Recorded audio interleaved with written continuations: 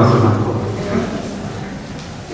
Bueno, cuando me invitaron a esta charla, pensé cuál era el aporte que podía hacer desde la investigación que hicimos con Flor Ramizardi en el año 2000. Entonces, el que dio nacimiento a este libro se llama Los gays porteños y la última dictadura. O sea, el aporte que me interesa hacer acá sobre todo es cómo fue el proceso de escritura de este libro. ¿Qué fuimos encontrando? ¿Qué cosas nos sorprendieron? Y sobre todo al final quisiera hacer una reflexión sobre lo que para mí fue más importante al terminar el libro y al haber, después de mucho tiempo, analizado cuál era el núcleo que a mí me había parecido más rescatable o más original de lo que habíamos escrito. Bueno, cuando empezamos a investigar, cuando encontramos en las investigaciones y las entrevistas, nos encontramos primero con un tema que ya había hecho mención Adrián, que es la dificultad de poder acreditar, de poder constatar lo que fue los efectos de la represión del terrorismo de Estado en la época de la dictadura sobre la comunidad gay, lésbica, travesti, etc.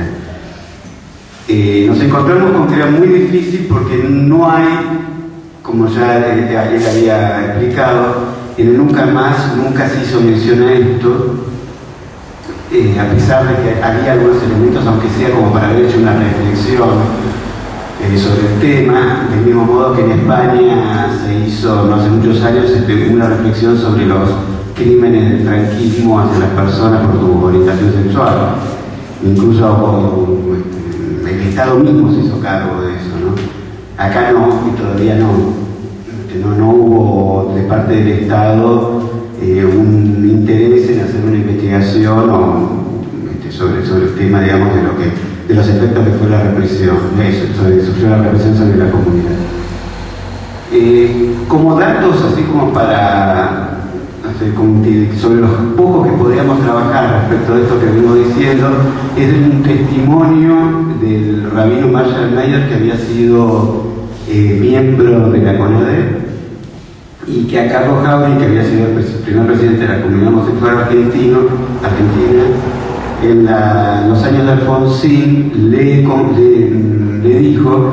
que él consideraba que había habido alrededor de 400 personas víctimas de FMI durante la dictadura. No hubo posibilidad de reconstruir nada sobre, digamos, nombres.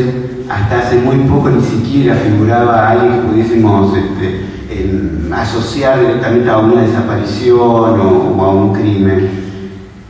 Lo que sí hace 2 años, creo que por ahí muchos de ustedes se acuerdan, es el testimonio que dio una travesti que se llama Valeria Ramírez, que dijo que ella estuvo detenida en el pozo de Banfield, como tantas otras veces, como tantas otras situaciones parecidas. Había sido detenida, supuestamente estaba trabajando, etcétera, en la calle, la detienen, pero bueno, ella dio testimonio de lo que había sido su paso por el pozo de Banfield, y el paso también sirvió como para acreditar otro tipo de detenciones, o digamos fue testigo de otros para los juicios contra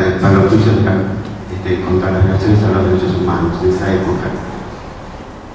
Por un lado, bueno, tenemos el caso que quería decir, de la travesti de Valeria Ramírez, y en el libro, investigando también, llegamos a otra travesti que ahora vive acá en Argentina, que volvió a vivir, estuvo viviendo en Francia hasta hace muy poco, que se llama Brigitte Gambini. Esa travesti fue la primera a la que Francia le otorgó ciudadanía por haber sido perseguida a raíz de la identidad sexual. Si quieren, yo leo algunas partecitas donde hago mención a esto, ¿no? Como para más o menos que tengan una idea de quién se trataba este personaje. ¿No se escucha bien? Ah, bueno. Y bueno, la historia de Brigitte Gambini posee todos los elementos necesarios para componer un relato de heroína de los mártires. Había sido expulsada primero de la escuela del pueblo, vivía en Santiago del Estero, en un pueblo muy chico, creo que era la Banda. Bueno, escapa a Buenos Aires, y después de haber sido amenazada, y decide viajar a Francia, donde se opera finalmente, y pide a poco tiempo la concesión de la ciudadanía por motivos de represión a su orientación sexual. Fue la primera persona a la que se le concede en Francia la ciudadanía por estas cuestiones, ¿no? Yo quiero leer algo que refiere Brigitte en octubre de 1989, que cuando tenía 31 años y estaba a punto de conseguir la ciudadanía francesa. En ese momento, ella nos informa que fue detenida al salir de trabajar en un cabaret Roosevelt y que nunca había visto, junto con una amiga que se llamaba Janet, a quien nunca había vuelto a ver. Su desaparición parece haber formado parte de un vasto plan criminal, en tanto que dice Brigitte, en Montevideo se enteró por los diarios de la muerte y desaparición de 17 travestis en pocos meses.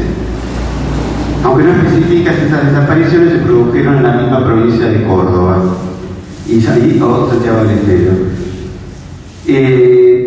O sea, este elemento, estos datos podrían haber sido formado parte como una punta, como para ir investigando cuáles, qué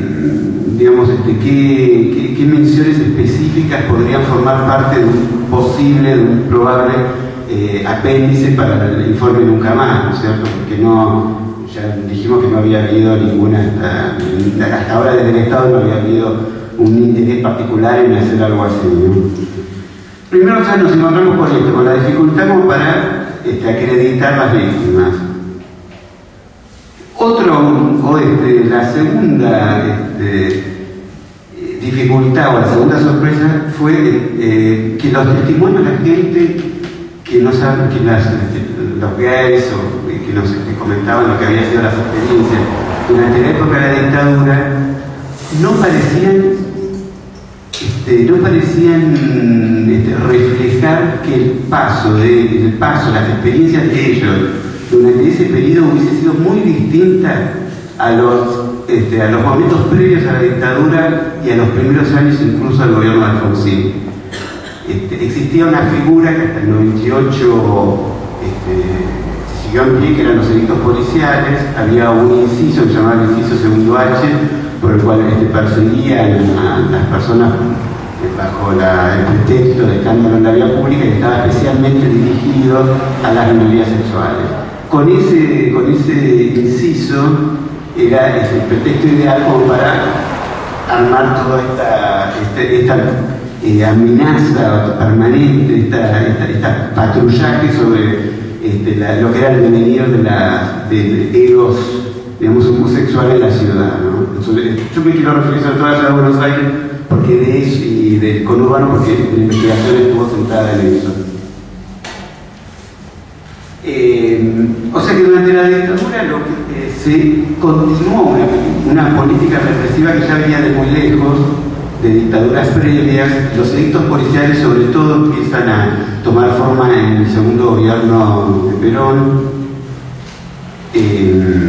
Hubo, en esa época había, por más que fue antipático, sobre todo para gente que provenga de esa historia política, pero fueron momentos también de muchas razas, mucha persecución hacia las minorías sexuales. Los delitos policiales continuaron, no fueron quitados hasta 1998. Esa fue la figura sobre la que se paraban para hacer las persecuciones a raíz de la identidad sexual. Los brazos que tenían la función de hacer cumplir estas reglamentaciones eran como había mencionado antes Adrián, las brigadas de moralidad, que existía ya desde mitad del siglo XX, ¿no? Como dije recién. Y ¿cuál fue la diferencia? O sea, la pregunta nuestra era en qué se había diferenciado específicamente la represión a lo que había sucedido antes de la dictadura y después. Lo que encontramos es que, por supuesto, había habido una mayor impunidad de estas brigadas, o de estos cuerpos policiales que sobre todo eran muy poco apreciados, eran cuerpos dentro de la policía, eran muy marginales también, porque la tarea de ellos siempre estaba en el límite, en un filo muy difuso entre lo que era el delito, lo irregular, y lo que era la función de hacer cumplir la ley. Por eso, en el libro hay una parte donde hablamos permanentemente de los cruces entre las locas, los policías y los militares. O sea que hay infinidad de casos donde aquel que estaba encargado de dar caza al divergente terminaba participando terminaba el mismo convertido en el objeto de caza. O sea, era como un juego donde se intercambiaban esos papeles, ¿no? Donde uno estaba, por supuesto, en el lugar de impunidad que le daba el arma reglamentaria y la función que le habían encomendado, que a mí me hace acordar muchas veces a lo que era en la época del régimen de Vichy, durante el régimen pro-nazi en Francia, el mariscal Pétain, que se habían formado milicias que muchas de esta gente habían sido tomadas de sectores muy marginales y que no tenían un compromiso ideológico con nada, concretamente, pero que por un arma y 3 comidas diarias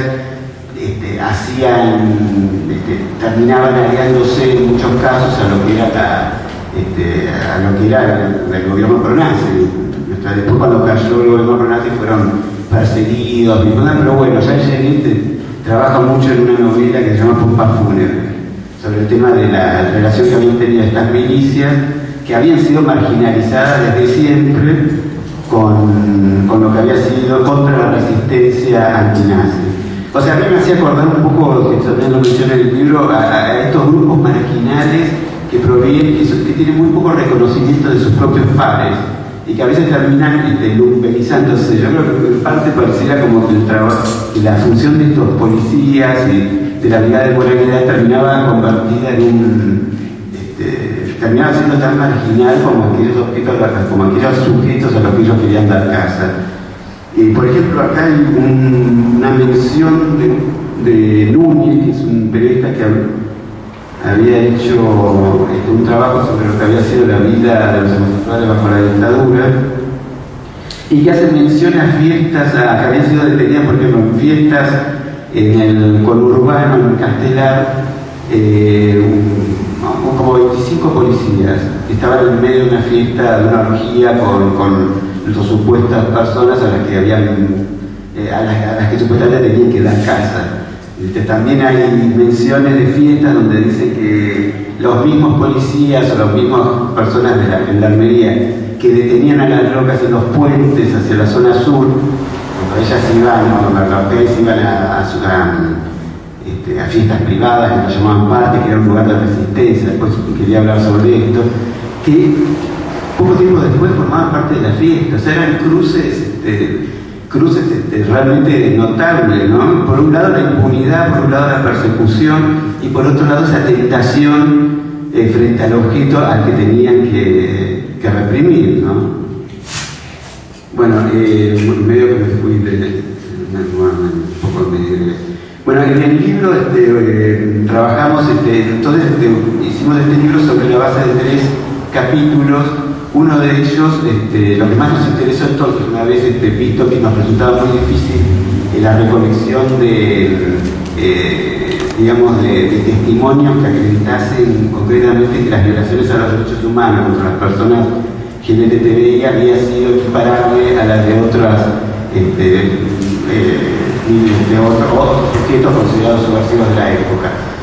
Yo creo concretamente que fue las persecuciones que hubo en esa época o las detenciones y desapariciones tuvieron más que ver con la militancia que habían tenido muchas de esas personas de la izquierda revolucionaria antes de con su militancia o su pertenencia a una minoría sexual. O sea, me parece que el proceso estaba enganchado en otra cosa, y la dictadura estaba como obsesionada con otra cosa. Que esto era algo que ya venía de antes, se incrementó. De hecho, en la Universidad de Buenos Aires tenía una charla que era jefe de la Brigada de Moralidad, donde comentaba de qué modo los métodos con los cuales que se aplicaban para espantar a los homosexuales de la calle. Digamos, la gran amenaza provino de antes de la dictadura, en la época de la Triple A. Había una revista que se llamaba El Caudillo, que su inspirador era López Rega. En esta revista de 1975 se llama directamente Acabar con los homosexuales, un título que producía muchas bromas dentro de lo que era la liberación homosexual, porque se llamaba Acabar con los homosexuales. Esto sí le asustó, porque era una amenaza muy concreta desde un órgano de prensa del peronismo de derecha, frente de lo que la organización que era la única, digamos, reconocida y que tenía llegó a tener hasta 300 miembros, que era el Frente de Liberación Homosexual, en ese momento sí adoptan determinadas estrategias de supervivencia o contra los riesgos, por ejemplo, cosas propias, por ejemplo, de los movimientos de la lucha armada, adoptaban nombres de guerra. El barrio de Flores pasaba a ser Flores del Mal, como el libro de Baudelaire. Tal personaje pasaba a ser perdón, de Rosa Luxemburgo. Supongo que no habrá dicho Luxemburgo, que es Rosa. Pero había, lo interesante de esto es que se habían adoptado formas de lo que era la izquierda, el peronismo de izquierda, la izquierda revolucionaria o directamente de la lucha armada de la época. Esto también nos llevó a hacer una investigación sobre cómo se había formado y en qué había devenido el Frente de Liberación Homosexual. El Frente de Liberación Homosexual nace en el año 71 de la mano de intelectuales de la época que en general, digamos, tenían como, digamos, una pertenencia a la burguesía. Sebreri, por ejemplo, Juan José Sebreri fue uno de los fundadores. La idea de ellos era también, se sentían como interesados en modificar lo que era la imagen del homosexual dentro de la sociedad, y estaban en contacto a través de determinadas publicaciones que traía uno de esos miembros, que era Juan José Hernández, de Estados Unidos, de las Panteras Negras. Se hacían traducciones, había charlas, pero sobre todo estaban muy concentrados en lo que era el interés en un cambio cultural dentro de la sociedad que reflejase también que el homosexual era, digamos, un sujeto digno de respeto, etc., ¿no? Al poco tiempo se saca un diario, una publicación que después no siguió, que fue una sola, que se llamaba Homosexuales, donde distintos grupos del Frente de Liberación Homosexual publicaban. Estaban las feministas, había Chara Torres, un grupo que se llamaban Safo, también había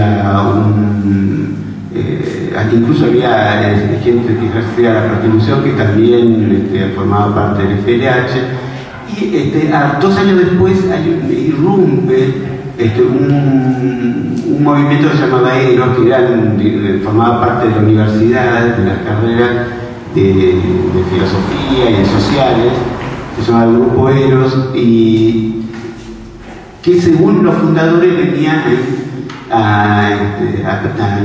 digamos, se imponían, digamos, por su propia modernidad, por su propia vanguardia. Ellos traían otras lecturas, traían otras teorías, eran lectores del Antedipo de Tibel Vélez, y chocaron con toda esta gente que venía, digamos, no de la vanguardia, sino de una preparación y de una historia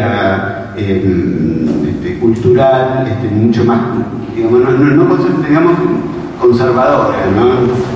Ana Vitarte, que había sido otro de los fundadores del FLH, su historia era muy distinta a los dos, porque venía del sindicalismo, había sido uno de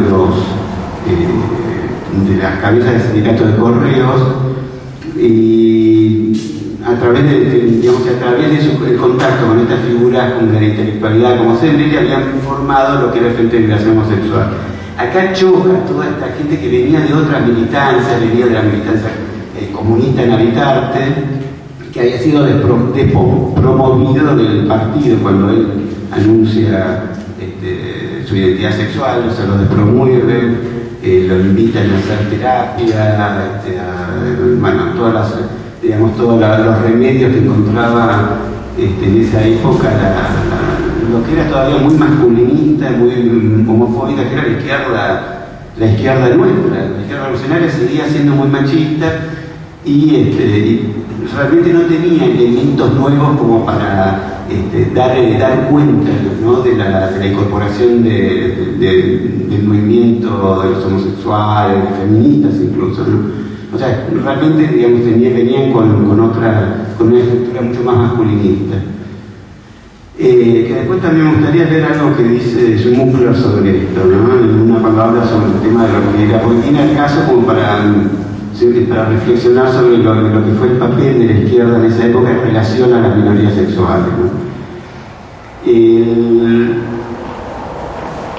Y bueno, la irrupción de Néstor Perlomber y la gente de Eros, que trae al Frente de Liberación Homosexual también una nueva forma de pelea que parece mucho más radicalizada, a pesar de que Perlomber, a quien acusaba de muy radical, sabía perfectamente negociar, venía también del sindicalismo, había estado en el sindicato de publicidad y no era un delirante, no sabía perfectamente que pedir lo máximo para poder conseguir y para negociar otras cosas. Bueno, Perlomber cree que el FLH tiene que sumarse a lo que era esos los movimientos populares. Y él encuentra, viniendo del trotskismo, de estado del Partido Obrero, él encuentra que el único lugar concreto donde militar y donde tratar de cambiar algo era el peronismo de los 70, el peronismo de izquierda.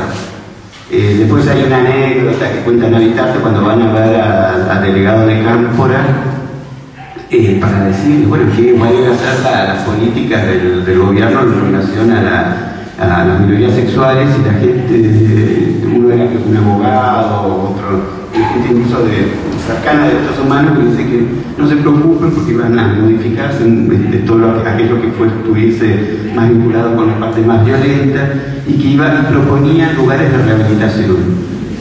O sea, que realmente era la propuesta que daba, pero porque concretamente era el espíritu de la época, era una cuestión epocal. O sea, ellos venían de la historia de la Revolución Cubana, que sabemos todos que en Cuba lo que fueron las UMAPs, o sea, que había un intento, digamos, de que los homosexuales eran peligrosos. Digamos, para buena parte de las organizaciones armadas, los que traían del espíritu, digamos, de las UMAPs de Cuba, era cuestión que estaba en la época, o sea, les parecía no lugar. O sea, iban a buscar una opinión sobre de qué forma se iba a participar de la liberación nacional, de toda esta liberación nacional. La liberación de ustedes va a pasar por los centros de rehabilitación. O sea, la idea de subirse al tren revolucionario, bueno, esperen la otra parada, ya vendrá en un futuro la sociedad cambiará y ustedes podrán sumarse a lo que son los cambios, a los cambios sociales y a la liberación, etc., ¿no? Bueno, o sea que el Frente de Liberación Homosexual quiso sumarse a todos estos procesos revolucionarios, acuñó una consigna que era muy interesante y muy revulsiva, que era que no había que liberar al homosexual, sino que había que liberar lo homosexual. O sea que toda la sociedad debía liberar sus energías deseantes para transformarse, digamos, para transformar todo lo que era digamos, el nuevo sujeto que vendría después de la liberación de un país donde amar libremente, que una de las condiciones que manejaba el FDH, que nos había sacado del mismo peronismo de izquierda. Bueno, por eso también una parte de todo este libro estuvo centrado en lo que fue la conformación del FDH y el casamiento frustrado, la relación frustrada que había tenido con la izquierda revolucionaria en Argentina. Porque realmente no se pudo concretar nada, salvo lo que el personaje probablemente lo conozcan, Nahuel Moreno, que venía del trotskismo, que tuvo un diálogo con el FDH, pero bajo la condición de que no trascendiera. O sea, el FDH se les concedió un cuarto, Nahuel Moreno les consiguió un cuarto dentro del partido, supuestamente era el cuarto para bibliografía. Nunca se había dicho que era el cuarto donde se reunían la gente del FDH. O sea, fue un mínimo reconocimiento de Nahuel Moreno, pero decía, la gente no está preparada para esto. O sea, ustedes pueden participar, pero de modo subterráneo, ¿no? Por último, la primera del FDH, ¿no? Los otros dos capítulos del libro nos concentramos en los baños públicos y en las fiestas privadas. Los baños públicos, que lo han llamado las teteras, ¿no? ¿Por qué? Porque había hubo un debate posterior sobre qué significó el tema de la sexualidad en los baños públicos para los gays en la época de la dictadura, si solamente había sido el reflejo de la sordidez a la que había sido empujada una comunidad negada, una sexualidad reprimida, o si también había servido como nueva forma de sociabilización. Sobre todo el tema de los baños públicos en las estaciones de tren. Se habían generado en ese momento comunidades de paso, gente que se conocía, se iniciaban relaciones, o sea, no operaba como el lugar de la oscuridad solamente. Eso nos pareció muy interesante, porque hubo realmente acá, no quisiera cansarla, pero por ejemplo el dato de cuando fue el 78 Mundial de Fútbol, cómo las locas reconvertían lo que era la represión en un ámbito de resistencia, de micro-resistencia, ¿no? Acá yo quería leer un párrafo de uno de nuestros personajes, uno de nuestros entrevistados, se llamaba La Turca, que habla sobre el tema del Mundial de Fútbol y lo que significaba para los gays en ese momento estar con todo ese discurso que sabemos que es propio del fútbol, del machismo, ese masculinismo homofóbico, etc., ¿no? La Turca, antes del Mundial de Fútbol, cuenta que se había inaugurado un sistema de identificación inmediata llamado Digicom. En torno a los patrulleros se formaban filas de ciudadanos demorados a la espera de que se controlase su situación penal o contravencional. Si se confirmaba que alguno había sido detenido o estado preso, era de inmediato remitido a la comisaría. El prontuario así se convertía en una marca indeleble, un rasgo de personalidad que se recrea y vuelve siempre escena. Entre la miríada de demorados sobresalen las locas, que están ya demasiado habituadas a los ejercicios de control y se permiten, por tanto, algunas bromas entre ellas. O sea, el tema de las bromas, el humor gay, pareciera que en las peores situaciones te afloran, ¿no? Le preguntaban nombre a Rafaela Carrá, dirección Baños de Retiro, decía. O sea, se encontraban con este tipo de cosas, ¿no? La orden dada por el jefe de división de moralidad espanten a los homosexuales de la calle no tuvo en efecto consecuencias permanentes en los baños de la estación Retiro. Y acá La Turca cuenta, se estaba festejando el triunfo. Venían hordas de varones de todos lados, salían de los trenes, de las alcantarillas, con banderas, camisetas. Se llenó el baño y un grupo de locas nos quedamos ahí durante un buen rato, a ver si de tanta algarabía se ligaba algo. De pronto las luces se apagan, quedamos casi a oscuras. Era un sueño, todos los tipos se pusieron a cantar y uno gritó: a ver quién es el macho que me la chupa.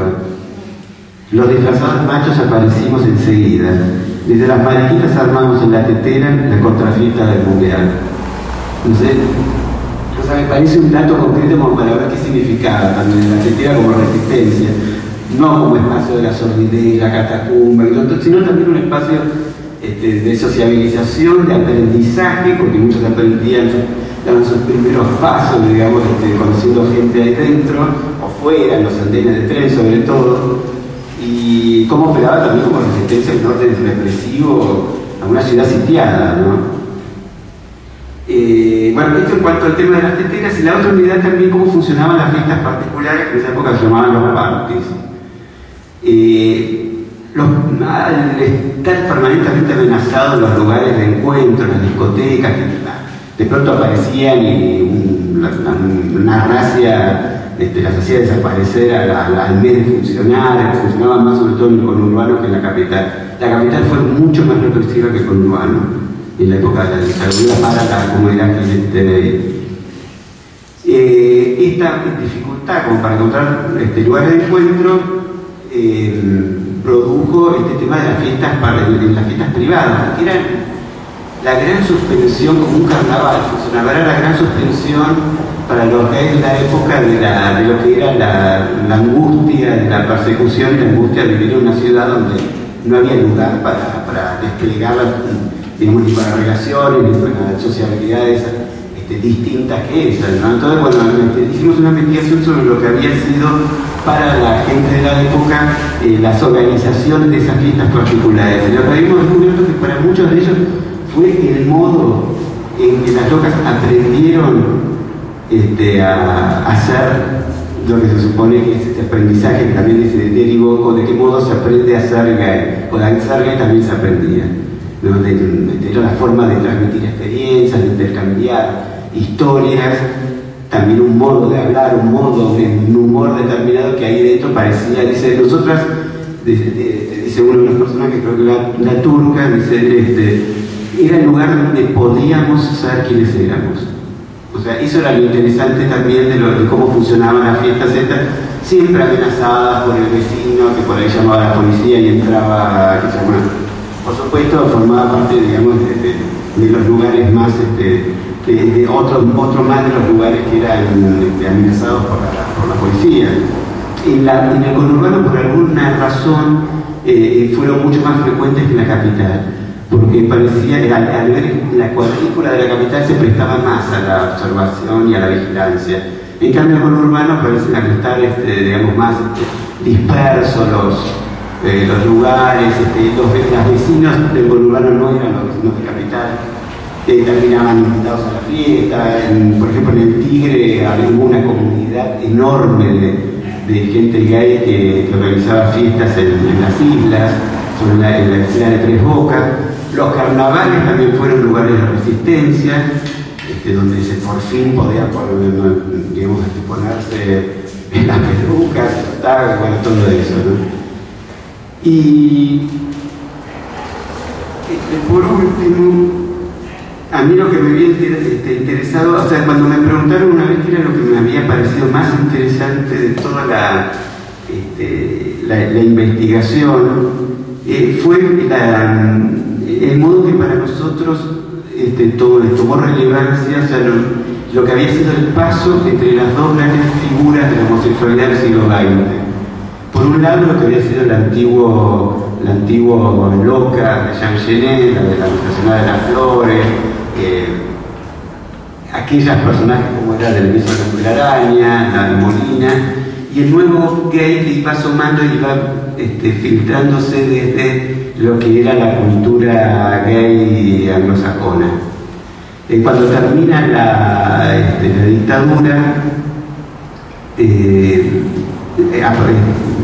se impone una nueva época y un nuevo modo que los gays quieren comunicarse con la sociedad, que tenía que ver con el tema de hacerse visibles, utilizar los medios de comunicación, y quiénes eran los más presentables en ese momento como para esa etapa histórica. Ya no se trataba de, como en el FLH, de tratar de cambiar la sociedad y liberar lo homosexual, sino de los derechos civiles, ¿no? Entonces, este momento histórico requiere también de otro sujeto. sujeto de ese momento, el más conocido, probablemente que hayan ido a nombrar, fue el primer presidente de la CHA y fue un líder, pero irreemplazable, que era Carlos Jáuregui. Carlos Jáuregui lo que entendió muy pronto era que el programa del PLH, en cambio universal de la sociedad en relación a la sexualidad, era una utopía, que estábamos en otro momento histórico y había que empezar a hacer una agenda propia, porque también se habían retrasado la propia agenda en esa época. Entonces, bueno, digamos, cómo terminar con los delitos policiales, proponer las formas, digamos, de la no discriminación que estuviesen aplicadas a la ley, el tema, digamos, de las uniones civiles, el reconocimiento de la ley para las parejas, etc. Esto coincide con la aparición en la Argentina de la segunda figura de la homosexualidad del siglo XX, que es la figura del gay. Ya no del queer, porque el queer ya parece que flota entre todas las identidades, es muy posterior, ¿no? Estamos hablando de la época de Alfonsín, de los primeros años de la democracia. O sea que a mí eso me pareció especialmente interesante, constatar lo que había sido el paso entre una y otra, ¿no? De hecho, en la última página del libro lo terminamos de esta forma, que a mí también me gustaría terminarlo, ¿no? Que decimos pasaje entonces dentro de la historia del movimiento de las minorías sexuales, y pasaje también entre las dos figuras sucesivas de la homosexualidad del siglo XX, la del antiguo régimen, la marica, y la del moderno gay, ahora también en retirada, cuando toda identidad firme y toda sexualidad unívoca es combatida en beneficio de lo mutable, lo nómada y lo evanescente. Yo no sé si decirme gay, dice el chico que se siente fluir ahora en la frontera de todos los voces y no acepta que lo clasifiquen. El mercado gay, el gueto, la modorra sobre una libertad nunca del todo alcanzada, terminó también por poner en crisis el modelo gay. Que haya surgido en Londres una corriente crítica anti-gay entre los mismos gays es un dato por señalar, pero los debates epistemológicos en torno de la identidad en general prosperan cuando el homófobo está tranquilo y la guerra en un impas. Las voces que han irrumpido en este libro, en cambio, advienen de una vieja zona de combates subterráneos y de alto riesgo, el habitué de los baños públicos que inscribían las paredes los signos de sus trayectorias infames, el manfloro de los parques que convertía su casa en un peligro social, el activista del Frente de Liberación Homosexual desgarrado ante la utopía revolucionaria y el rechazo de sus compañeros de viaje. Son huellas que nos guían siempre hacia el lugar posible de otras búsquedas.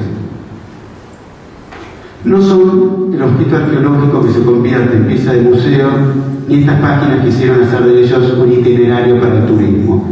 Su audacia, su melancólico malestar, su fracaso, son mensajes que se escriben desde el pasado, pero que no quedan como monumentos. Antes bien, sueños proyectados en las nuevas generaciones convocan a quienes lo sucedieron a perder las certezas y la complacencia en un triunfo o una seguridad que, a veces de manera evidente, otras desde la opacidad de los discursos sociales, estará siempre bajo alguna clase de amenaza. Con esto termino. Gracias.